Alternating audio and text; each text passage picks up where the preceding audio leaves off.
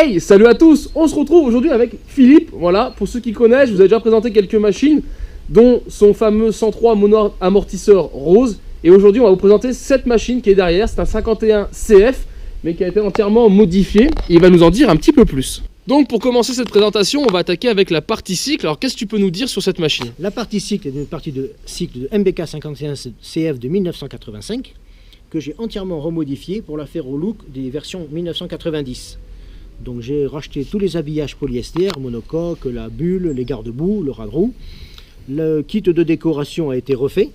Il s'agit d'un kit de Magnum Racing MR1 dont il a été refait, relooké, redimensionné afin de s'imposer au mieux sur l'ensemble de la carrosserie. Le coloris est un blanc brillant de carrosserie automobile pour à la fois la carrosserie mécanique, tôle ainsi que les polyesters. Le cadre a été renforcé en différents points, donc comme c'était le cas à l'époque au niveau du réservoir, de l'amortisseur de suspension, du bras oscillant. Le bras oscillant a été renforcé par un arceau. Ah ouais, exact, on le voit là. Ça c'est tout ton café? Oui, tout à fait. Excellent. Là on parlait du réservoir. Le réservoir, tu es toujours en origine. Le réservoir, c'est le réservoir d'origine d'environ 4 litres environ. 4 litres à peu près. D'accord. Bon, vu la taille du moteur, la quantité du réservoir ne dure pas très longtemps. Ouais, Quand on va sur circuit, il faut quelques sessions pour le descendre le réservoir. Et du coup là on voit pas sous la monocoque, mais tu as le renfort du coup qui va jusqu'au tube de sel, c'est ça? Exactement, il y a une barre de renfort soudée au cadre, c'est la barre d'origine de MBK CF 85 qui a la particularité d'être ronde et pas aplatie comme la différente sur certains cas de MBK 51 Magnum Racing. Exact. La colonne de réservoir est un petit une goulotte afin de déplacer le bouchon par rapport à la monocoque. Et ouais, est-ce que ça te gênait, sinon c'était encore trop court? C'était trop court, on ne pouvait pas atteindre le remplissage. D'accord. Ensuite, au niveau suspension, donc on retrouve les éléments d'origine, donc la fourche Paoli en diamètre 30, les amortisseurs Fornales. Ça, c'est des pièces d'époque aussi? C'est les pièces d'époque qui étaient avec la machine quand je l'ai acheté en 2003-2004. D'accord. Je l'ai trouvé par hasard un jour dans un magasin de cyclo, quand les cyclos étaient en perte de vitesse. Machine de compétition qui avait couru au début des années 90 en UFOLEP au trophée Midi-Pyrénées. Et par hasard, un jour, j'ai retrouvé le propriétaire à Groslay. Et j'ai retrouvé dans un magazine Mob Shop numéro 80 une photo de cette machine lors des compétitions UFOLEP au championnat Midi-Pyrénées. Oh, c'est énorme! Avec la plaque, parce que j'avais la bulle de CF85 avec son numéro. Et quand j'ai poncé cette bulle, j'ai retrouvé le coloris, le numéro qui correspondait bien à la photo qui était dans le magazine, ainsi que le classement du pilote. Donc ouais, c'est une machine déjà qui a couru, qui a un palmarès quoi.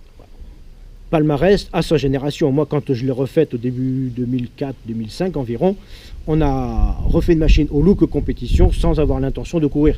Et là, depuis quelques temps, je la remets sur les circuits pour du roulage loisir. Et tu te fais plaisir? Oui. Et c'est là qu'on s'aperçoit du potentiel de ces machines. Alors du coup, pendant qu'on est sur la partie cycle, système de frein à disque, j'ai vu avant-arrière? Tout à fait. Je suis reparti sur un système de frein à disque hydraulique, donc les Grimeca d'époque. Donc j'ai réussi à retrouver le disque Grimeca qui équipait les CF et les Bidal ORS, adapté sur un support en alu, boulonné sur la jante, avec une jante spécifiquement modifiée, usinée des deux côtés, puisque j'ai également refait un porte-couronne avec un déport différent. D'accord. Refait une platine avec un étrier, j'ai trouvé un étrier Grimeca de bonne facture qui correspond tout à fait à l'implantation sur le cadre. Les durites, donc blindés, ce qu'on retrouve en moto. Et les mètres cylindres, ce sont des mètres cylindres de scooter. J'ai pu trouver les deux modèles identiques droite et gauche. D'accord. La petite question, là, cette petite biellette, du coup, son intérêt? Oui, tout à fait. C'est lorsque je tends la roue, ça me permet de maintenir l'étrier. Okay, alors évidemment, à l'époque, j'ai foutu un collier sur le bras oscillant. Il aurait fallu mettre un insert soudé à l'intérieur du bras. Mais là, mon prochain projet, c'est de faire un bras de CF90 en aluminium. Voilà. Et là, on vous filme aussi le montage avant, pareil, donc en Grimeca? Exactement, en Grimeca, qui était fourni sur les CF89 et les Bidal ORS. À l'origine, quand j'ai eu cette machine, c'était les jantes de CF85 en 10 bâtons. Moi, j'ai préféré mettre les jantes de Magnum Racing. Donc, il m'a fallu retrouver le disque, fabriquer un support pour le disque afin d'adapter, rectifier la jante en déport. J'ai fait un porte-couronne, un porte-disque plein, comme ça on ne voit plus le trou du tambour. J'ai réussi à retrouver l'étrier Grimeca d'origine, spécifiquement à cet anthrax de fourche. Et là on est bien sur une jante avant d'origine. C'est une jante arrière. C'est une jante arrière, ça, parce que tu as récupéré le support de couronne pour venir fixer ton... C'est un support en alu fait sur mesure, sur une jante arrière. Ouais, c'est souvent ce qu'on voit, ce que j'allais dire. C'est pour ça qu'on voit beaucoup de jantes à vendre, parce que tout le monde veut que des arrières. Les jantes arrière de Magnum Racing sont plus larges que les jantes avant. D'accord, ok. Elles font 1,6 pouces et celles de devant font 1,35. Je vois aussi, c'est tout monté en Duritavia. Exactement, oui. Tout est monté en Duritavia sur les 2 freinages. Et maintenant, bien sûr, on va parler un petit peu du moteur. Je pense que c'est ce qui intéresse tout le monde, c'est de savoir un peu la préparation que tu as fait dessus. Alors, la préparation, il n'y a pas vraiment de préparation, c'est uniquement de l'assemblage. J'ai eu la chance, au bout de persévérance, de réussir à retrouver tout le moteur Malossi G2 Europe 1993, qui se compose donc du cylindre Malossi diamètre 39 avec la rotule 38, échappement à barrette. L'allumage, c'est un motoplat externe d'époque avec son redresseur régulateur qui nous permet d'alimenter la pompe à eau électrique Bosch. L'admission a été modifiée avec une pipe Malossi d'occasion que j'ai modifiée afin de faire un conduit de diamètre 25 et de placer un carburateur PHBL 25. L'admission en air se trouve avec un soufflet relié à une boîte à air carbone aéronautique avec un filtre à air que l'on peut voir sous la monocoque qui permet de filtrer l'air et de faire respirer tout ça. La boîte à air, c'est du fait maison ou c'est des boîtes à air existantes? Non, c'est du fait maison, fait par un spécialiste qui travaillait sur Toulouse à l'époque. On avait pu avoir le lien et j'avais donné les dimensions et elle correspond à l'encombrement maximum que l'on peut mettre sous la barre de renfort. On a environ 2,5 litres, 3 litres de capacité. Ouais, et puis elle est nickel, hein. C'est la qualité de réalisation, c'est ouf. Ensuite, ça a été verni par un carrossier, hein. C'est pour ça qu'elle est aussi brillante. Et du coup, pour accorder ce moteur, on retrouve ce joli pot, alors pot d'époque aussi? Évidemment, il s'agit d'un pot Ninja Carton Noir Groupe 2 que j'ai trouvé dans une brocante en 2006, je crois, 2006-2005, quelque chose comme ça, pour la modique somme de 40 €, je crois 50 €, dans un vide-grenier. Il n'y avait que le corps de pot tout seul. Pas de billette, pas de rotule, pas de cartouche.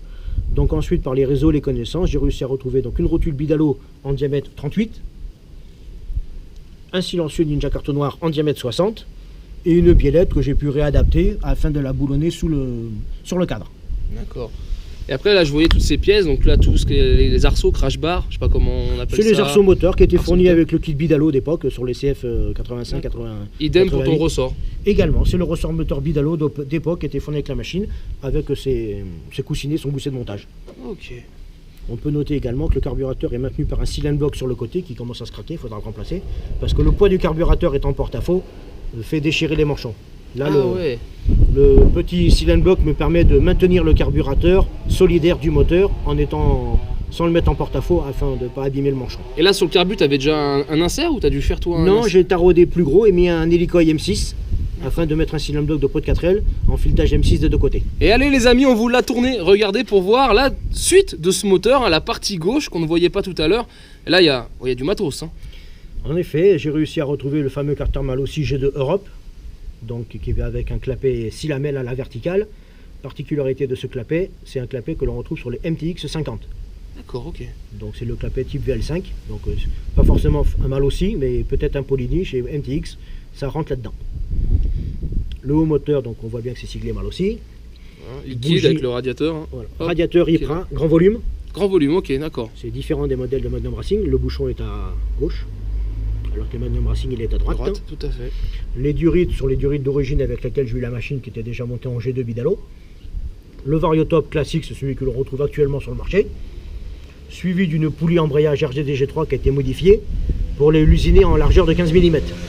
Tu l'as réusiné? Oui, tout à fait. D'accord. Modifier les ressorts d'embrayage, monter plus dur, ils embrayent à 7500, 7800 tours environ. Ok, pour une machine qui prend un tour maximum? Alors, tour maximum sur circuit, j'ai pris 13002, 13005 et sur un passage à vide avec la roue dans le vide, 15 000 tours. D'accord, ok. Et allez, on monte d'un niveau et on se retrouve ici sur le poste de pilotage, sur le tableau de bord. Alors, petite particularité? Particularité, compteur électronique de vélo, compte-tour et mano de température en digital, manomètre tuyau de raccordement de pression d'air pour l'équilibrage de la pression d'air dans les tuyaux de fourche. Nous avons l'aval, on met à peu près 600-800 grammes environ de pression d'air. D'accord, pour circuit c'est ce qu'on met, ça c'est pour l'ensemble des deux fourreaux? L'ensemble des deux fourreaux, comme ça équilibre parfaitement. Certains mettent une valve des deux côtés, moi j'ai réussi à retrouver dans un magasin de cyclo de compétition cet ensemble-là en neuf. Ah c'est excellent, j'avais jamais vu. C'est vrai qu'on n'en voit pas souvent. Je vois un petit bout de vérin qui dépasse, petit vérin de direction qui est du coup caché ici sous la coque. Tout à fait, il s'agit d'un vérin de direction réglable avec une molette de dureté, suivant ce qu'on utilise. Alors, pour la déplacer, pour les manifestations, je le mets au plus souple, et quand on est sur circuit, je le tare au plus dur. D'accord, ok. Et pour que ce moteur donne de la patate à cette mobilette, voilà, on a une jolie transmission, donc c'est pareil, c'est du sur-mesure. C'est des couronnes France Équipement, c'est ce qui était fourni avec la machine quand je l'ai acheté. J'ai eu tout un jeu de couronnes de 58 à 70. Donc là, j'ai monté une couronne de 66 dents, comme on peut le voir là-dessus, c'est marqué. Et j'ai réussi à retrouver, il y a quelques années sur circuit, quelqu'un qui vendait des pignons de 10 dents de 103 SP. D'accord. Afin de le placer dans cette poulie. T'as réussi à mettre un pignon de 10 dents dans cette poulie? Oui, mais c'est mon seul pignon, j'ai jamais réussi à en retrouver d'autres. Ouais, parce que c'est-à-dire ça court pas les rues. Alors ça court pas les rues, certains prétendent que c'est introuvable, c'est trouvable, ça existait, mais c'est très difficile à trouver. Peu de personnes savent que ça existait apparemment. Et du coup, t'as aussi des pneus d'époque dessus? Exactement, c'est des pneus que j'ai réussi à retrouver en neuf en 2006-2008 je crois. M29 compétition en 7,55 pour l'avant et 8,55 pour l'arrière. Ça, c'est des pneus, si en faisant du circuit, t'arrives à faire quand même plusieurs sessions? Oui, tout à fait, oui. De toute façon, après, nous, c'est du roulage loisir, on fait pas de l'endurance au point de pencher la machine pour régler le sol. Hein. Ouais, après, t'es pas loin quand même. Ah, ben, on a quand même attaqué, là, j'ai eu l'occasion d'aller sur circuit récemment, et c'est vrai qu'on peut pleinement exploiter une machine comme ça.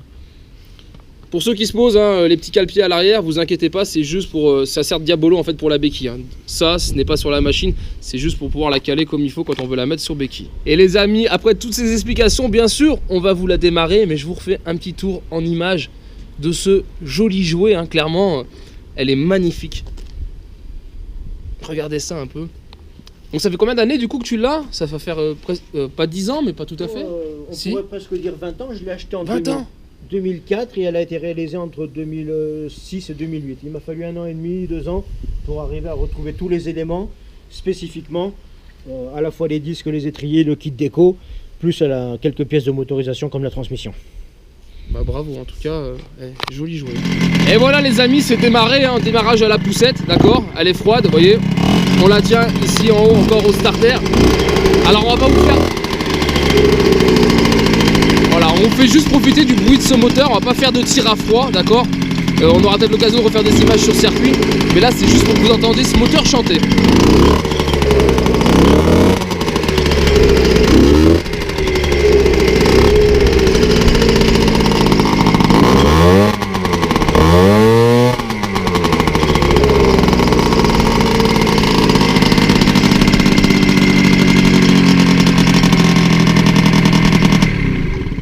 Allez, ben en fait, j'ai des bêtises, on est chaud, d'accord? Du coup, on va mettre la béquille de stand, on va quand même faire un tirage. Faut savoir que cette machine, elle est passée au banc avec un Carbut 19 à l'époque. Elle a sorti 10 chevaux et demi à la roue arrière au banc, ce qui est assez énorme, ce qui ferait 12 chevaux au niveau du vélo. Et là, on est quand même encore monté plus gros, donc ce qui voudrait dire qu'on a même encore gagné sur la puissance.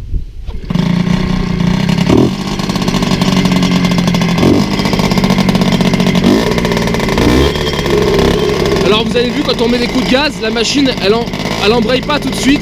Il précisait tout à l'heure, c'est une machine qui va commencer à accrocher vers les 7500 tours. Et c'est une machine qui marche très très bien, entre 9 et 13 000 tours, si je dis pas de bêtises. Ah, c'est là où il a sa puissance maximum.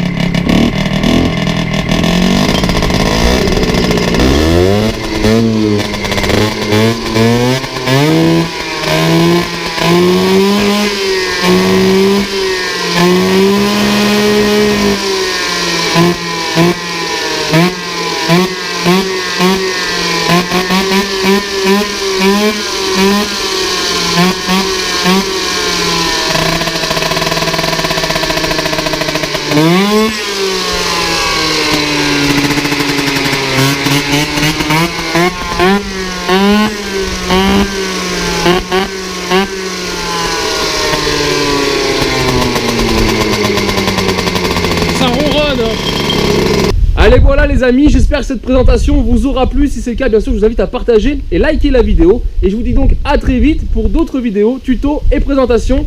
Et encore merci à Philippe qui nous présente cet engin de folie. Et en attendant, ciao ciao. Ciao ciao.